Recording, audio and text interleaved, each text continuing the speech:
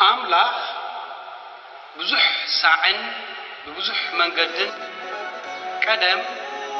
نبوتاتنا ودبيات كيرو تزارو أبزن دحروت معالفتات قنا بتوراس كله زقبرو ون علم زفتر ودو غيرو تزاربنا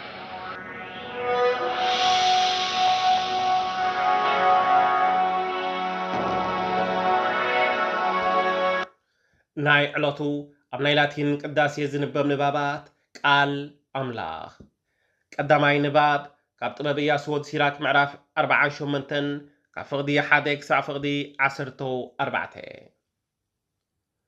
بدحرزيتي بحاوز مسل نبي إلياس تنسئ قالاتو دما كم نبلبال شق يندد نبري أبتوم هزبيت أميت أمسئ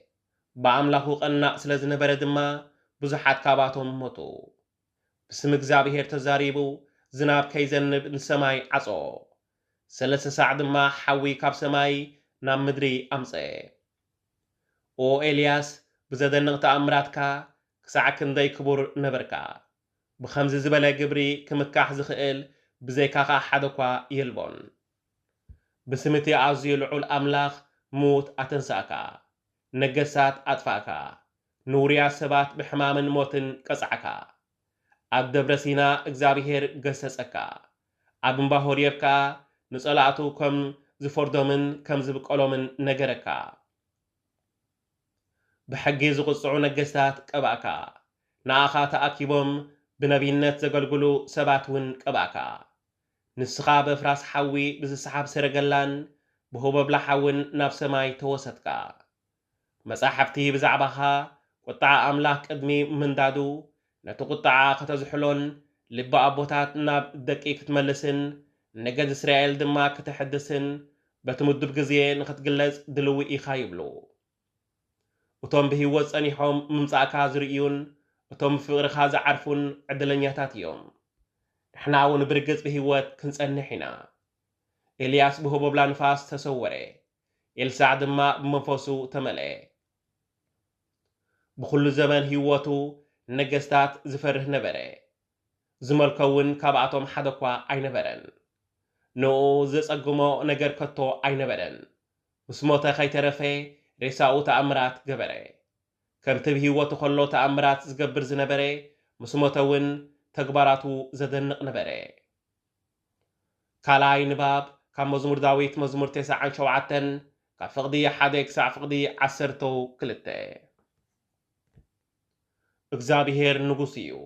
ምድሪ ተሓጎሲ ኣትን ብዙሓት ደሴታት ባህ ይበልክን ደመናን ጸልማትን ይኸብዎ ንሱ ብፍትሕን ብቕንዕናን ይፈርድ ሓዊ ቀቅድሚኡ ይኸይድ ኣብ ዝርያኡ ንጸላእቱ የንድዶም መባርቑ ንዓለም የብርህ ምድሪ ርእያቶ እውን ተንቀጥቅጥ እምባታት ኣብ ቅድሚ እግዚአብሔር ኣብ ቅድሚቲ ጐይታ ኩሉ ምድሪ ከም ስምዒ ይመኩ ሰማያት እግዚአብሔር ጻድቅ ከም ዝኾነ ይእውዩ ኩሎም ኣሕዛብ ድማ ክብሩ ይርእዩ ንምስላታት ዝሰግዱን ጣዖታት ዝምክሑን ኩሎም ክሓፍሩ እዮም ኩሎም ኣማልኽቲ ኣብ ቅድሚኡ ፍግም ይበሉ ኦ እግዚአብሔር ሕዝቢ ጽዮን ሰሚዖም ተሓጐሱ ከተማታት ይሁዳን ብዛዕባ ፍርድኻ ሰሚዐን እልል ይበላ ከመይ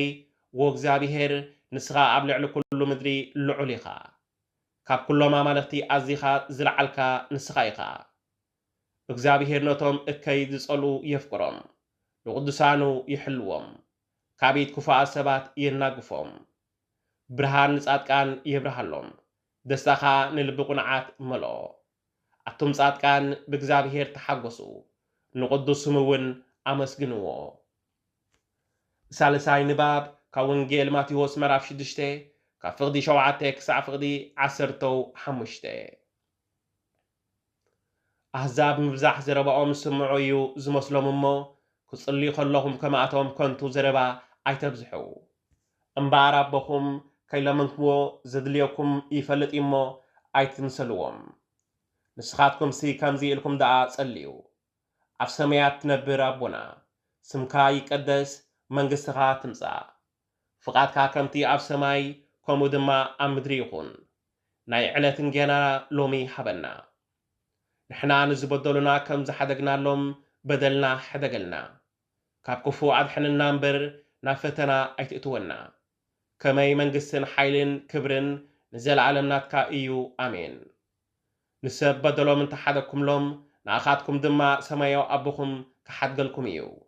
نسب بدلو من تزي حدكم لهم جنا ناخاتكم دما ابوكم احدقلكم ايو